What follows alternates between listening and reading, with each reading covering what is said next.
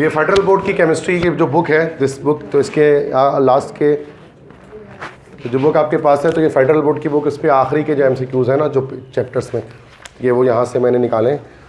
तो अब इसको देखते हैं, सॉल्व करते हैं उसको। तो फर्स्ट है the ionisation, first ionisation energy is higher for what? Alkaline earth metals, alkali metals, halogens. अब सबसे ज़्यादा हायर किसके लिए होगी? जो सबसे ज़्यादा मोस्ट स्टेबल होंगे।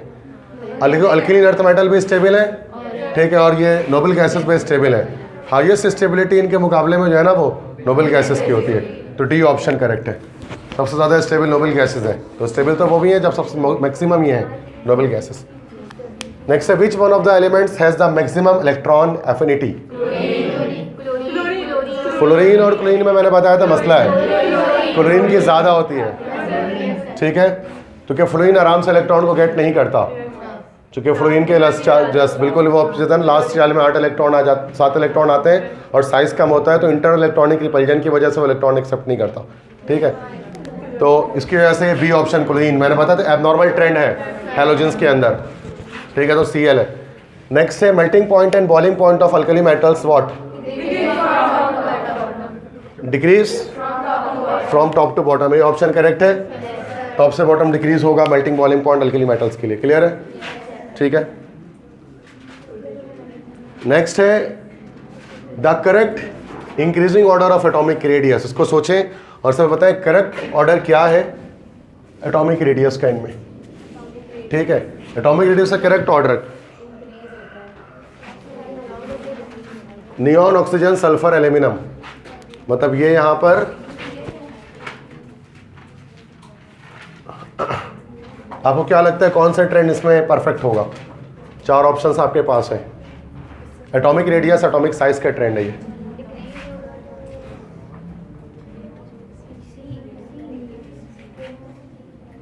तो क्या एबनॉर्मल एटॉमिक रेडियस का कोई एबनॉर्मल ट्रेंड होता नहीं है, तो नॉर्मल ट्रेंड आपको एक ही जगह मिल रहा है, सिर्फ सी पर मिल रहा है। नियॉन छोटा होगा ऑक्सीजन से, ऑक्सीजन छोटा होगा सल्फर से, और सल्फर छोटा होगा एल्यूमिनियम से, ठीक है। तो ये लेफ्ट से राइट जा रहे हैं ना, वो सॉरी राइट से लेफ्ट जा रहे हैं, तो उस सूरत में जाहिर सी बात है कि डिक्रीमेंट आएगी। नियॉन छोटा होगा ऑक्सीजन से, ऑक्सीजन छोटा होगा सल्फर से, सल्फर छोटा होगा एल्यूमिनियम से। बाकी एबनॉर्मल ट्रेंड, सारे एबनॉर्मल ट्रेंड जो है ना वो मौजूद नहीं है, एटॉमिक रेडियस पे एटलीस्ट नहीं है, तो सी ऑप्शन करेक्ट है। नेक्स्ट है which is the strongest reducing agent? इनमें से स्ट्रॉन्गेस्ट रिड्यूसिंग एजेंट कौन सा है?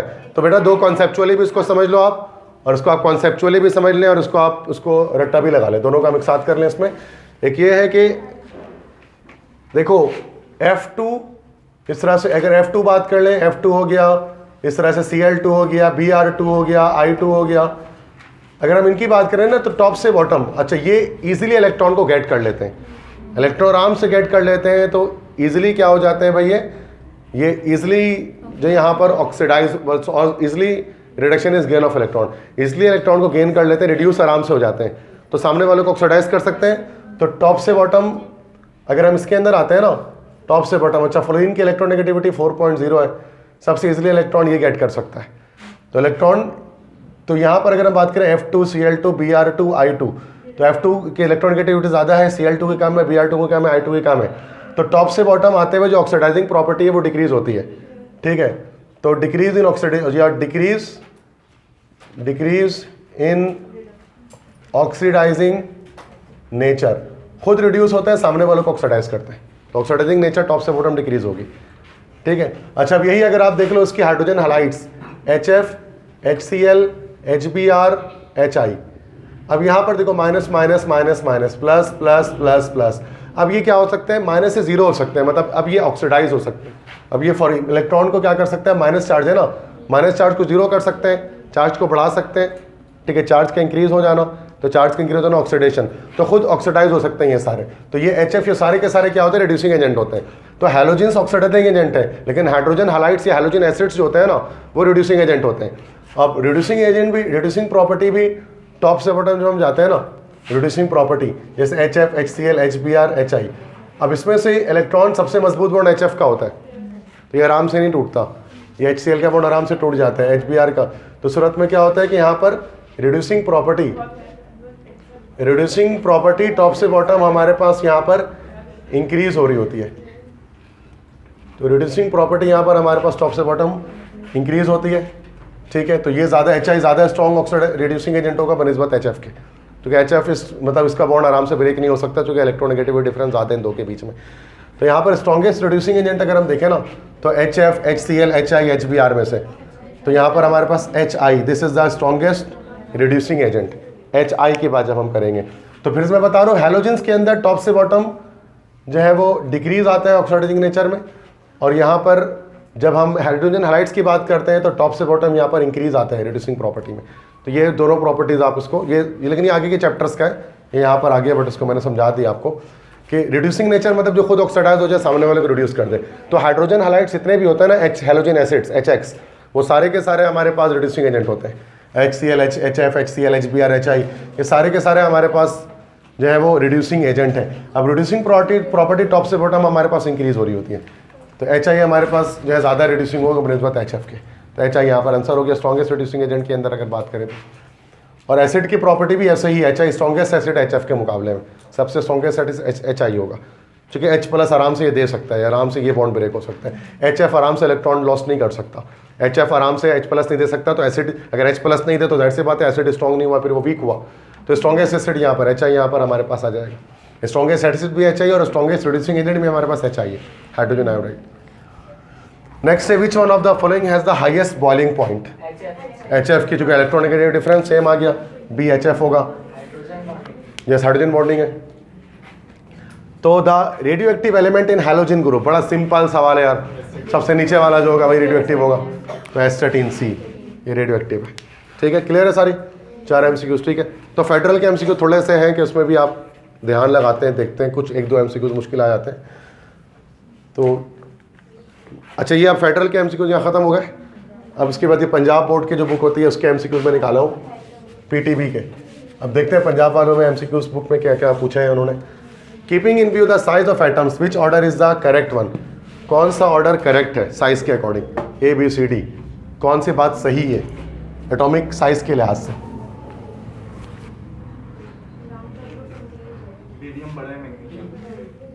बेरियम बड़ा है मैग्नीशियम से,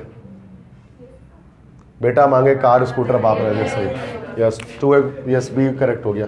barium is greater than magnesium, क्योंकि बेरियम नीचे है मैग्नीशियम ऊपर है सेम ग्रुप के अंदर। Which mark the correct statement, correct statement क्या है, बड़ा सिंपल सवाल है। Na+ is smaller than N atom, simple है, cations are smaller than their parent atom. Clear है, ठीक है, good. Next, mark the correct statement, दोबारा से इजी क्वेश्चन है।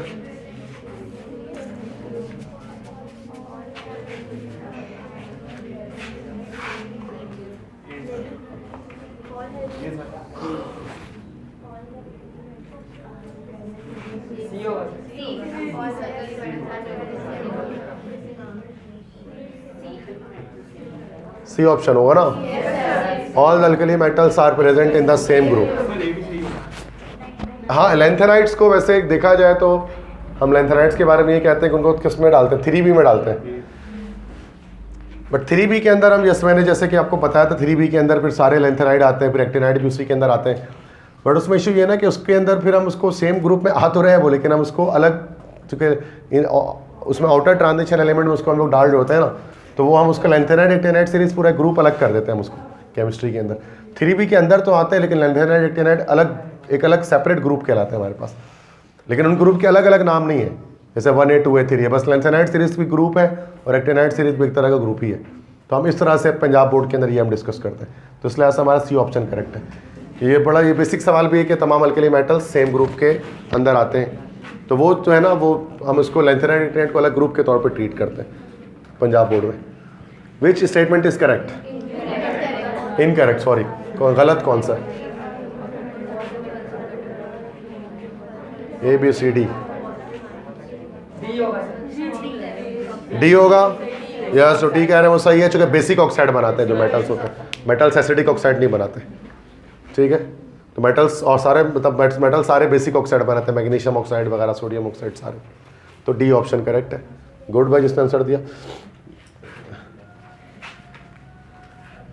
तो नेक्स्ट है mark the correct statement, correct बताएं इनमें से।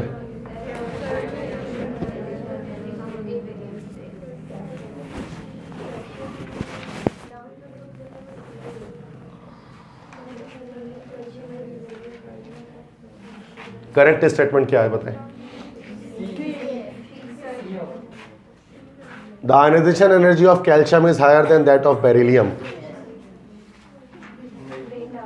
बेटा मांगे कार, नहीं क्या हो गया? कैल्शियम की कम होगी आईपी वैल्यू बेरिलियम से, तो सी तो ऐसे ही कट गया। D, the ionisation energy of calcium is lower than that of strontium. बेटा मांगे car scooter, okay. The ionisation energy of calcium is lower than, बेटा मैं कार स्कूटर, ठीक है, टॉप से बॉटम, ठीक है। आईपी वैल्यू कम, आईपी वैल्यू ज़्यादा है इसकी कम, कैल्शियम की ज़्यादा है, गलत हुआ ना, डी भी। क्या हो गया? सब बच जाएगा फिर वही रहेगा। The ionisation energy of calcium is lower than that of magnesium. ये है ना भाई, कैल्शियम की कम है मैग्नीशियम से। इतने देर बाद बता रहे हो, 2 ऑप्शन गलत है, पूरी क्लास भरी हुई और गलत उत्तर निकाल रहे हो फिर बी। यार तो सवाल कौन सा मुश्किल था इसमें? उल्टा ट्रेंड तुम लोग देख रहे हो। नेक्स्ट इसमें बताएं correct statement.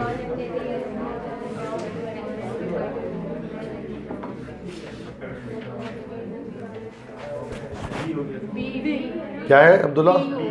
D, B. Electron affinity is a measure of energy release by adding an electron. देख लेते हैं और किसी को कुछ और लग रहा है क्या? यही है।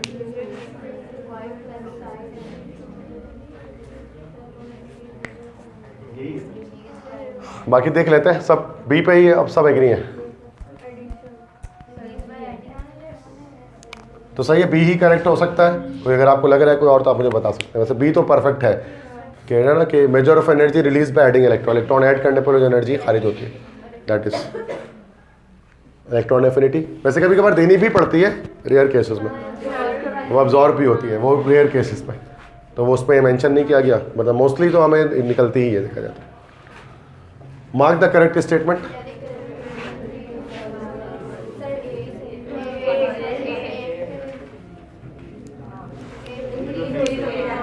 हाँ ए ही है ना, metallic character increase on the group.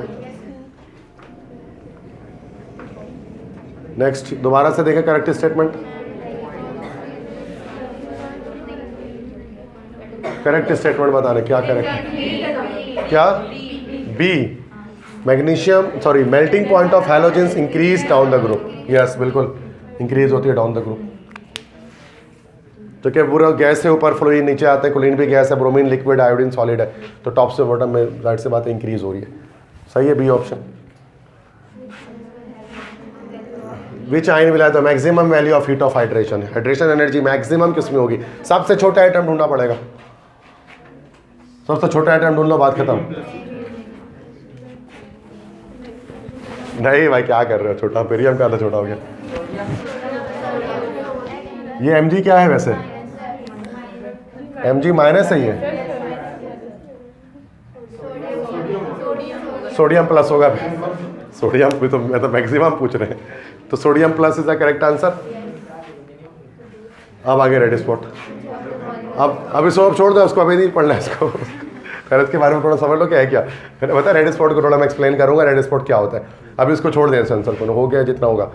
ये एक लेवल चॉकलेट प्रॉब्लम छोटा फैक्ट्री देख कर आया, तो मैं बता रहा हूँ कि देखो कि ये जो है ना, अब अपनी जगह ने मैक्सिमम कर लिया। मैक्सिमम कराची के स्टूडेंट्स यहाँ पर करके ब्रेक कर देते हैं, टॉपिक उसके आगे लेकर नहीं जाते हैं। मतलब उन्होंने मतलब के सिंध बोर्ड के एमसीक्यूज कर लिया, फेडरल बोर्ड के कर लिया, पंजाब बोर्ड कर लिया, एनईडी के पास पेपर हो गए, एमडी कैट के पास पेपर, खत्म टॉपिक। इतना बहुत होता है किसी भी स्टूडेंट के लिए। बट अगर फिर भी वही है ना कि कुछ स्टूडेंट हंग्री फॉर मोर होते हैं ना, कि नहीं भाई और सर और कर रहे हैं इसमें, तो फिर तो आखिरी जो लास्ट पड़ाव जो रहता है ना आखिरी, तो वो यही होता है कि आप रेड स्पॉट की तरफ आ जाए। रेड स्पॉट किससे कहते हैं? जिस तरह हमारे 5 ईयर होते हैं, 10 ईयर्स होते हैं, बिल्कुल इस तरह से ए लेवल्स और ओ लेवल्स वाले, ए लेवल्स के जो स्टूडेंट होते हैं, हमारा इंटरमीडिएट होता है, और कैम्ब्रिज और एक्सफोर्ड वालों का जो है ना वो ए लेवल्स होता है। उनके पेपर में जस्ट एमसीक्यूज आते हैं और कुछ नहीं आता, मतलब लिखने के लिए कुछ नहीं आता, तो वो उनके जो पास पेपर होता है ना उनको रेड स्पॉट कहा जाता है।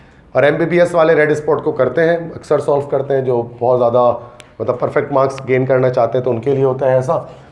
तो रेड स्पॉट का फ़ायदा क्या होता है कि लास्ट ईयर में जिस स्टूडेंट ने रेड स्पॉट को सॉल्व किया था, सारा बैठकर बायोलॉजी, फिजिक्स, केमिस्ट्री वगैरह सबको, उसी के एमडी कैट में हाईएस्ट मार्क्स थे यहाँ पर, ठीक है।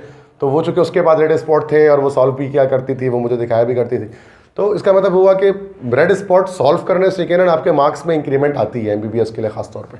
मतलब आप 170, 160 प्लस, 180 प्लस स्कोर आप कर पाते हैं, जो नंबर आपके पास, जो आपको एमबीबीएस दिलाते हैं कराची में गवर्नमेंट सेक्टर यूनिवर्सिटीज़ के अंदर। बट और यही रेड स्पॉट नस्ट वालों के लिए अच्छा है कि अगर नंबर अगर आप गेट करना चाहते हैं 160 या 150 और 160 प्लस स्कोर अगर आप करना चाहते हैं, नस्ट इस्लामाबाद के लिए ख़ास तौर पे, कराची के लिए तो चले थोड़ा 140 पे भी हो जाता है, कोई मसला नहीं। बट वही चीज़ है, तो रेड स्पॉट उसके लिए होता है, ठीक है ना। तो फिर मैं बता दूँ इसका लेवल बहुत हाई होता है। अगर अभी तक भी चीज़ समझ में आ रही है ना तो बहुत है इतना भी।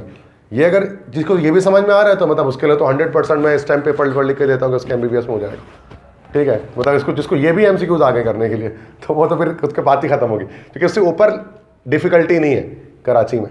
ये लास्ट डिफ़िकल्टी है कराची के लिए, इससे ऊपर कोई डिफ़िकल्टी लेवल नहीं आएगा। ये आखिरी राउंड का भला है, समझ जाओ, लास्ट राउंड का, कि इस तरह से मतलब आगे रहा बिल्कुल समझ लो आप कंकरर टायर पे पहुँचे मैं पबजी में, वो वाला हिसाब आगे, अब ब्रोंज से निकल गए।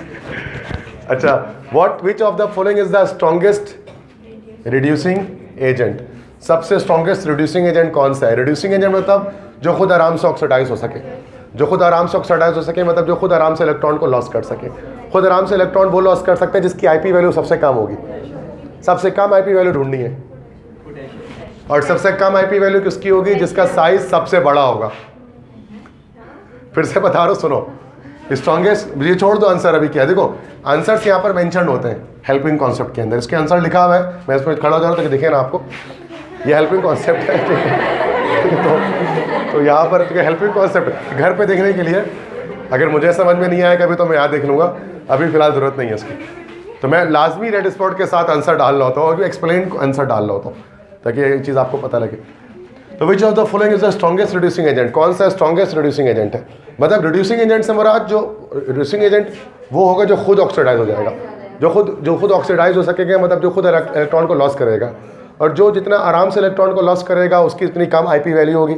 आईपी वैल्यू डाउन होगी तो आराम से इलेक्ट्रॉन लॉस हो जाएगा, और आईपी वैल्यू कम उसकी होती है जिसके एटम का साइज बड़ा होता है, एटॉमिक रेडियस बड़ा होता है। तो सबसे बड़ा एटम फाइनली हमें क्या करना है? ढूंढना है। अब ढूंढो, सबसे बड़ा एटम ही ढूंढना है ना, देखा जाए तो, अगर हम ट्रेंड पे आएंगे तो यहाँ Cl है, Cl माइनस है, ये आर्गॉन पोटेशियम प्लस Ca+2। देखो पहले हम सबसे पहले तो हम ये देख लेते हैं, सबसे पहले शेल्स देख लेते हैं, शेल के बाद चीज़ें देखते हैं। Cl माइनस में कितने शेल होंगे? 3 शेल होंगे, फ्लोरीन क्लोरीन, ठीक है, सेकंड थर्ड पीरियड में आता है। आर्गॉन में हीलियम नियॉन आर्गॉन, 3 शेल इसमें भी होंगे, K+, 3 शेल इसमें भी होंगे, calcium +2, beryllium magnesium calcium, 4 shell total +2, 3 shell इसमें भी होंगे। अब फंस गए कि सब में 3-3 शेल है। अब 3-3 शेल हो गया। अब आगे, अब शेल पे एक ट्राई हो गया। अब आएंगे number of proton, magnitude of nuclear charge. जितना ज़्यादा प्रोटॉन होगा उतना ज़्यादा खींचेगा और शेल को श्रिंक करेगा। हमें चाहिए ज़्यादा प्रोटॉन किसमें? तो एटम उसके लिए साइज बड़ा हो जाएगा। सबसे ज़्यादा प्रोटॉन किसमें है? क्लोरीन का एटॉमिक नंबर 17, पोटेशियम का 18, पोटेशियम का, सॉरी, आर्गन का 18, पोटेशियम का 19 और कैल्शियम का 20। तो सबसे कम एटम, सबसे कम प्रोटॉन किसमें? सबसे कम प्रोटॉन क्लोरीन में है। तो Cl माइनस जो है ना, उसका एटम सबसे बड़ा होगा, साइज के अकॉर्डिंग सबसे बड़ा होगा, तो सबसे आराम से इलेक्ट्रॉन को लॉस करेगा और सबसे अच्छा ऑक्सीडाइजिंग एजेंट होगा, ठीक है। तो यहाँ Cl माइनस का यहाँ पर जो है वो यहाँ पर करेक्ट आंसर हो गया, ठीक है। समझ में आ गई बात? नहीं, बात समझ में आ गई? तो थोड़ा इससे देखा कि यहाँ पर इससे पहले MD-CAT भी सॉल्व किया, बट कहीं सेम पीरियड में नहीं फंसा, सेम नंबर ऑफ शेल पे नहीं फंसाते हैं, कहीं ना कहीं एक शेल कम ज़्यादा होता है। तो यहाँ पर देख लेते हैं, यहाँ शेल सेम हो चुका है, और जब शेल सेम हो चुका है तो फिर हमने न्यूक्लियर चार्ज को देखते हुए फैसला कर लिया, ठीक है। नेक्स्ट देखें, तो इसको समझने के लिए बिल्कुल हाजिर 100% अटेंशन और कंसंट्रेशन ये रिक्वायर्ड होगी, नहीं तो ये बच्चों का खेल है नहीं रेड स्पॉट जो सॉल्व कर रहे हैं। अगर मुझे लगेगा आप में से इतना कंसंट्रेशन है ही नहीं तो अगली बार से सॉल्व ही नहीं कराऊंगा। Which species represented by the following formula has the largest radius? सबसे बड़ा एटम किसका होगा? बस ये बता रहे हैं, सोच के बताओ। पहले शेल देख लो, उसके बाद न्यूक्लियर चार्ज पे फैसला कर लेना।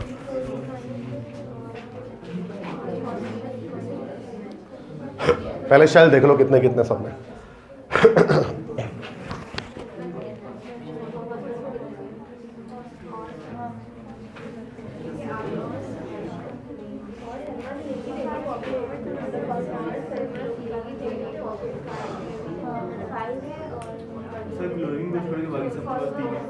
मुझे आंसर चाहिए मुझे आंसर चाहिए, भी सी या डी। फॉस्फोरस हो सकता है, अब चेक कर लेते हैं। P-3 nitrogen phosphorus, total 3 shell हो गए। Chlorine 3 shell, argon 3 shell, potassium 3 shell. Atomic number पे आते हैं आप। Phosphorus 15, chlorine 17, argon 18, potassium 19। बताना क्या लार्जेस्ट रेडियस, सबसे बड़ा कौन होगा जिसमें अंदर सबसे कम नंबर ऑफ प्रोटॉन होंगे। सबसे कम प्रोटॉन कितने हैं इसमें? यस, जिसने ये बताया उसने करेक्ट बताया, P-3। तो क्या कितना बेस, कितना डिटेल कॉन्सेप्ट लग रहा है केमिस्ट्री का इसके अंदर जाके। ठीक है, बट फिर भी आंसर तो आ रहा है। ठीक है, तो P-3 करेक्ट आंसर। तो ये डिटेल यहाँ पर मेंशन होगी ना PDF में, आप देख लेना क्यों है। तो ये मैंने जो मैं बता रहा हूँ वही चीज़ यहाँ लिखी होती है। तो P-3 के लीस्ट नंबर ऑफ प्रोटॉन है जिसकी वजह से ऐसे। नेक्स्ट क्वेश्चन, तो ये बड़े मज़ेदार क्वेश्चन होते हैं ना जिसको पढ़ने वाले बच्चे के लिए। तो next, in which of the following pairs is the radius of the second atom greater than that of the first atom. किस पेयर में सेकंड एटम का रेडियस ज़्यादा है फर्स्ट एटम से? मतलब फर्स्ट छोटा है और सेकंड बड़ा है। फर्स्ट छोटा सेकंड बड़ा, कौन सा पेयर है? क्लोरीन छोटा है, ब्रोमीन बड़ा है। ठीक, करेक्ट है, वेरी गुड, सिंपल इजी था ये थोड़ा। बट सवाल पूछने का अंदाज बड़ा मज़ेदार होता है इनका ना, रेड स्पॉट वालों का, बड़ा घुमा के सवाल करते हैं, कहा करते हैं आसानी है। नेक्स्ट है, which of the following elements would be expected to form the largest ion with a noble gas configuration. मतलब किस में, ज़रा समझना है इसको, सवाल समझो, फिर घुमा दिया सवाल में। कह रहे किसका लार्जेस्ट आइन बनेगा अगर उसकी नोबल गैस कॉन्फ़िगरेशन हो जाएगी तो। मतलब अगर सबके इन चारों एटम के लास्ट शेल में 8 इलेक्ट्रॉन हो जाए तो फिर सबसे बड़ा साइज किसका हो सकता है, सबसे लार्जेस्ट आइन किसका बनेगा। तो इसका मतलब यहाँ पर एल्यूमिनियम हम बात कर रहे हैं, एल्यूमिनियम +3 की बात कर रहे हैं यहाँ पर, क्लोरीन -1 की बात कर रहे हैं यहाँ पर, फॉस्फोरस -3 की बात कर रहे हैं यहाँ पर, और K+ की बात करेंगे, तभी नोबल गैस कॉन्फ़िगरेशन लेगा ना ये लास्ट शेल में सबके 8 इलेक्ट्रॉन हो गए सबके, अब हो गए। अब इसमें बताने बस, अब इसमें बताना है आपको कि सबसे ज़्यादा लार्जेस्ट आइन कौन सा होगा, मतलब सबसे बड़ा साइज किसका होगा इन चारों में से। सबसे बड़ा साइज देखना है आप, सिर्फ शेल्स देख लो, फिर नंबर ऑफ पे न्यूक्लियर चार्ज पे फैसला कर लो। एल्यूमिनियम +3 पे कितने शेल होंगे? बोरोन 2 शेल होंगे, 2 शेल हो गए। क्लोरीन पे, क्लोरीन माइनस पे 3 शेल होंगे। फॉस्फोरस पे, नाइट्रोजन फॉस्फोरस 3 शेल होंगे। पोटेशियम पे K+, 4 नहीं, lithium hydrogen, lithium sodium potassium 3 shell होंगे। तो इसका मतलब कि क्या पूछा कि लार्जेस्ट आइन पूछा ना, तो ये तो कट गया एल्यूमिनियम। अब ये B, C और D रह गए ना, तो इसमें अब आप फैसला कर लो किससे भाई, एटॉमिक उस पर कर लो, एटॉमिक नंबर पे। ये हो गया 17, ये हो गया 15 और ये हो गया 19। पोटेशियम, जिसे पोटेशियम बोला उसने सही बोला, डी ऑप्शन, पोटेशियम का हमारे पास लार्जेस्ट आइन होगा। ठीक है, क्लियर है। तो फास्फोरस के तो शेल का 3 शेल है ना, लार्जेस्ट है। 1 मिनट, अरे उल्टा बोल दिया यार तुम लोगों ने। फास्फोरस होगा कम, तो बताओ तो कम प्रोटॉन होंगे तो ज़्यादा होगा ना, सी ऑप्शन है, डी ऑप्शन नहीं है। फास्फोरस यहाँ लिखा हुआ है ना, P should have the largest ionic radius. क्योंकि जब पोटेशियम की बात करेंगे प्रोटॉन ज़्यादा होगा तो शेल श्रिंक हो जाएगा ना, हमें तो लार्जेस्ट ढूंढना है।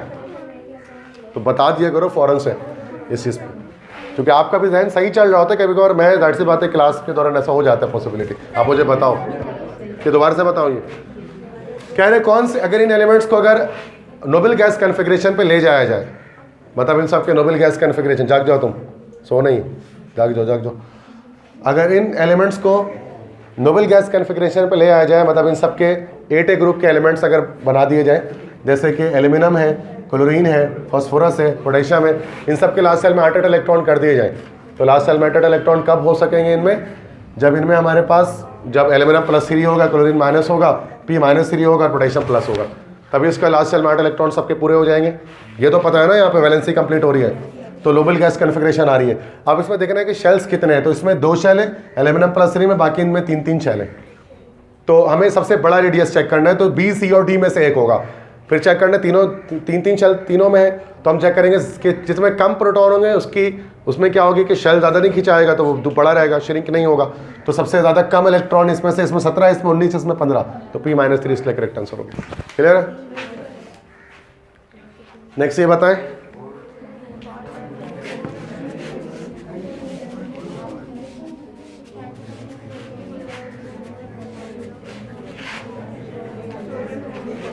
for the elements in the third period of the periodic table which property decrease consistently from sodium to chlorine।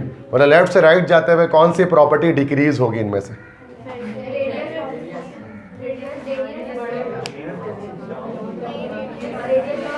Radius of the atom ना, एटॉमिक रेडियस, डी ऑप्शन। तो यही चीज जो है वो लेफ्ट से राइट जाते हुए हमारे पास इलेक्ट्रिकल कंडक्टिविटी नहीं। देखो लेफ्ट से राइट जाते हैं तो एल्यूमिनियम तक सोडियम के लास्ट सेल में 1 इलेक्ट्रॉन है, कैल्शियम के लास्ट सेल में 2 वो बेरिलियम के लास्ट सेल में 2 इलेक्ट्रॉन है, उसके आगे एल्यूमिनियम जाएंगे लास्ट सेल में 3 इलेक्ट्रॉन है। नंबर ऑफ इलेक्ट्रॉन बढ़ रहे हैं लास्ट सेल में, मतलब फ्री इलेक्ट्रॉन्स बढ़ रहे हैं, और फ्री इलेक्ट्रॉन्स बढ़ते हैं तो कंडक्टिविटी बढ़ती है, इसलिए एल्यूमिनियम ज़्यादा अच्छा कंडक्टर है बनी सोडियम वगैरह के। एल्यूमिनियम के तार वार तभी बना सकते हैं, लेकिन सोडियम का तार नहीं बन सकता। तो इलेक्ट्रिकल कंडक्टिविटी लेफ्ट से राइट जाते हुए बढ़ रही होती है, यहाँ पर डिक्रीज का लिखा हुआ है, लेकिन हाँ 3 के बाद जाकर फिर डाउन भी हो जाती है फिर, तो एक एब्नॉर्मल ट्रेंड है, बट हमने पढ़ा नहीं है इसका ट्रेंड इलेक्ट्रिकल कंडक्टिविटी का। एक और सवाल है, देखो ये तो सवाल पूरा प्रोडक्ट टेबल ही बना दिया इसमें। The diagram shows part of the product table, product table दिख रहा है सबको, कह रहे the which element in the diagram has the largest atomic radius. नहीं भी डायग्राम दे तो बनाए थे, कह रहे हैं कि बताए सबसे बड़ा एटॉम किसका होगा, बिना डायग्राम के बता दो यार उसमें क्या। शेल्स देख लो और क्या,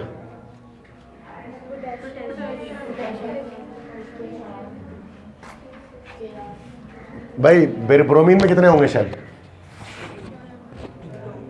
1 2 3 4 शेल होंगे। पोटेशियम में 1 2 3 4 4 शेल होंगे। क्रिप्टॉन में 1 2 3 4 5 शेल होंगे, और स्कैंडियम में 1 2 3 4। अब तो ये तो कहाँ से क्या चीज़ हो गया? 5 शेल नहीं आएंगे, 1 2 3 4 4 होंगे, सॉरी 4 होंगे। अब बात करते हैं किस पे भाई? न्यूक्लियर चार्ज पे। तो लेफ्ट से राइट जाने, तो लेफ्ट से राइट जाने पर क्या होगा? देखो है भी तो सारे एक ही पीरियड पे, इसका मतलब आ गया ना। देखो ये रहा ब्रोमीन, ये रहा Br, ये रहा हमारे पास, this is Br, this is Kr, this is scandium, और क्या चीज़ चाहिए? पोटेशियम, ये रहा। तो लेफ्ट से राइट क्या होता है? एटॉमिक रेडियस डिक्रीज होता है। तो हमें चाहिए क्या भाई? सबसे बड़ा एटम, तो सबसे लेफ्ट पे क्या आंसर हो जाएगा? Potassium, B option. सिंपल है ये तो, पता डायग्राम के बिना भी समझ में आ सकता था, ये जरूरत नहीं थी इसको। क्लियर है ना ये? नेक्स्ट है the species ArK+Ca+2 are isoelectronic. Isoelectronic मतलब सेम इलेक्ट्रॉन्स इनके have the same number of electron. In what order do their radii increase? Smallest से ग्रेटेस्ट में बताना है, इधर स्मॉलेस्ट से लार्जेस्ट में जाना है। कौन सा करेक्ट ऑर्डर है चारों में से?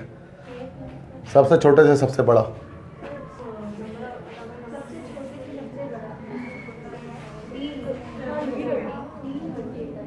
सोचें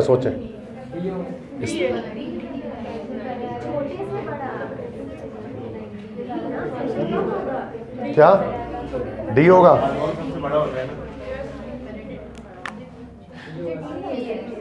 यस, डी ऑप्शन हमारे पास आएगा। वजह क्या है? अच्छा शेल्स की ताज, शेल्स सेम है सब में, शेल्स सब में सेम है, और ये हमारे पास 20, ये हमारे पास 19, ये हमारे पास 18। सिंपल सी बात है कि शेल्स सब में बराबर है, और ये सबसे छोटा होगा, ये उससे बड़ा, और ये सबसे बड़ा है, स्मॉलेस्ट से लार्जेस्ट। डी जिसने भी बोला उसने करेक्ट बोला है। अच्छा, आप मेरे लॉजिक के अलावा अपना भी लॉजिक आप इस्तेमाल कर सकते हैं। आपने बोला सर हमने तो ये लॉजिक सोचा ही नहीं था, तो वो लॉजिक भी करेक्ट है। डिफरेंट लॉजिक इस्तेमाल करते हैं।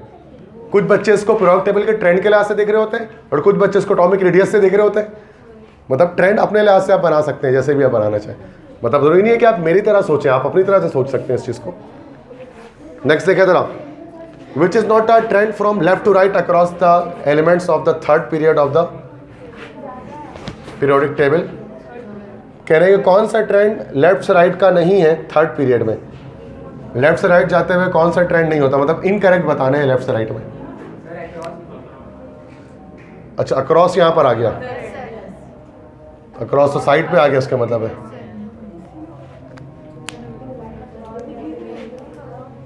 तो the radii of the atoms decrease, the oxides of the element change from basic to acidic. वैसे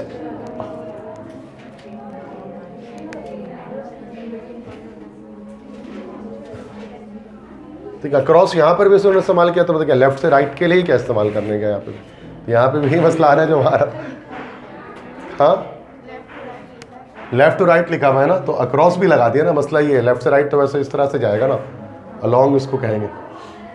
चलो उसको बाद में देखते हैं इस क्लास में, अभी लेफ्ट से राइट देख लो, बट डायरेक्ट लेफ्ट से राइट देख लो, उसके लिहाज से सवाल आवत दो, अगर नहीं मिला तो फिर देखेंगे बाद में, लेफ्ट से राइट ही देख लो। क्या radii of the atom decrease, मतलब आपको नॉट अ ट्रेंड क्या ना, हाँ ठीक है। The oxides of the elements change from basic to acidic, पहले शुरू में बेसिक ऑक्साइड्स होते हैं मेटल से फिर नॉन मेटल्स, ये भी सही बात है। The melting point of the elements decrease steadily, steadily decrease नहीं होते हैं। अच्छा, the compounds of the element change from ionic to covalent, ये भी सही है, शुरू में आयनिक कंपाउंड बनाते हैं मेटल फिर कोवेलेंट, ये चीज़ ये गलत है, क्यों? चूँकि स्टेडीली नहीं बढ़ते हैं, मेल्टिंग पॉइंट पहले उसमें हमारे पास इंक्रीज होता है फिर डिक्रीज होता है, तो ये गलत हो गया, सी पॉइंट ट्रेंड नहीं है, तो हम क्रॉस लेफ्ट से राइट ही देख रहे हैं यहाँ पे, ठीक। नेक्स्ट है, which one of the graphs below correctly represents relative radii of the species of element, radius relative radii of the species shown. कह रहे हैं कि A B C D 4 option दे दिए गए आपको, और इसमें आपको ये एलिमेंट्स आपको दिख रहे होंगे सब में एक्स एक्सिस के अंदर, ग्राफ के अंदर, और ये रेडियस है वाई एक्सिस में। आपको ये बताना है कौन सा ट्रेंड सही जा रहा है उसके अंदर है, A B C D 4 trend में से वी हैव 4 ट्रेंड्स हियर, कौन सा ट्रेंड करेक्ट है इनमें से? P-3 S-2 Cl ARK, इसका मतलब लेफ्ट से राइट जा रहे हैं प्रोडक्ट टेबल में। और एटॉमिक नंबर 15, 16, 17, 18, 19, मतलब सबके पास नंबर ऑफ शेल सेम है और नंबर ऑफ बढ़ रहे हैं और नंबर ऑफ शेल सेम है। उसका क्या मतलब हो गया? यहाँ पर आपके पास के शेल में श्रिंकिंग इफेक्ट आ रहा है, तो एटॉमिक रेडियस ग्रेजुअली कम होगा। तो किस में कम हो रहा है? ए बी सी डी में से जाओ, एक्स कहाँ पर चार्ट ऊपर से नीचे आता हुआ दिखाई दे रहा है? ए में आ रहा है ऐसा, ठीक है यस, तो ए ऑप्शन करेक्ट। बट ये ग्राफ टाइप के एमसीक्यूज आपके एमडीकेट में नहीं आस्क किए जाते हैं, ये बहुत मुश्किल एमसीक्यूज होते हैं, ठीक है। क्योंकि देखो यहाँ पर ज़्यादा है वैल्यू, फिर कम हो रही है ना, वैल्यू कम होते जा रही है अब जाते जाते। बाकी यहाँ पर ऐसा नहीं, यहाँ बढ़ रहा है, यहाँ सेम रह रहा है, और यहाँ पर फिर कम हो रहा है फिर बढ़ रहा है, तो ऐसा तो नॉर्मल ट्रेंड नहीं है। Which one of the following elements is likely to have an electronegativity similar to that of aluminum? किसकी इलेक्ट्रोनेगेटिविटी एल्यूमिनियम की तरह होगी, जो एल्यूमिनियम से डायगोनल ट्रेंड में पाया जाएगा? डायगोनल ट्रेंड में एल्यूमिनियम का डायगोनल में कौन होता है? एल्यूमिनियम किसके डायगोनल में होता है रिलेशनशिप में? बेरिलियम में होता है। बेरिलियम और एल्यूमिनियम डायगोनल रिलेशनशिप में है, तो बी ऑप्शन बेरिलियम यहाँ पर हो जाएगा। क्योंकि बेरिलियम है ना, उसके तिरछे में एल्यूमिनियम आपको मिलेगा, ठीक है। क्योंकि आप इस तरह देख लो ना, बेरिलियम जो है वो, बेरिलियम जो 2A ग्रुप का पहला एलिमेंट है, तो 3A का तीसरा एलिमेंट देख लो, 3A का दूसरा एलिमेंट देख लो, तो सूरत में एल्यूमिनियम आ जाएगा बोरोन के नीचे। Which of the following elements is expected to show the greater tendency to form some covalent compound? कौन सा एलिमेंट आराम से कोवेलेंट कंपाउंड बना सकता है जिसका साइज सबसे कम होगा, वो कोवेलेंट बनाएगा? छोटे एटम्स कोवेलेंट बनाते हैं एफिशिएंटली। मैग्नीशियम बनाता है कोवेलेंट, हमने पढ़ा है पॉलीमेरिक हाइड्राइड तभी फॉर्म करते हैं बेरिलियम मैग्नीशियम चैप्टर 2 में, तो सी ऑप्शन करेक्ट होगा मैग्नीशियम, चूंकि इजीली वो कोवेलेंट कंपाउंड बना सकते हैं, ठीक है। तो these are the all the topics of group trend यहाँ पर फाइनली खत्म हो गया। समझ में आ गया सबको?